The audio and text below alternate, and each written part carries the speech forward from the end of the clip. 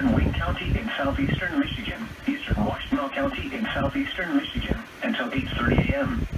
At 5:28 a.m., Doppler radar indicated thunderstorms producing heavy rain across the warned area.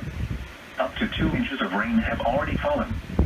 Flash flooding is ongoing or expected to begin shortly.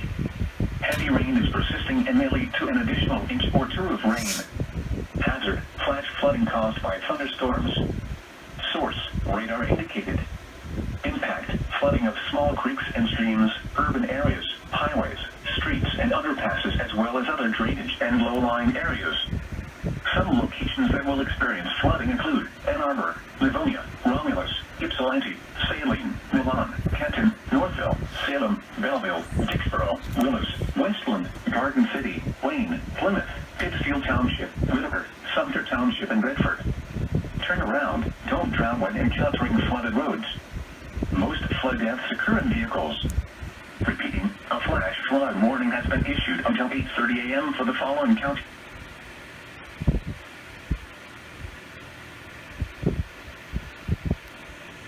In Michigan, Washtenaw and Wayne.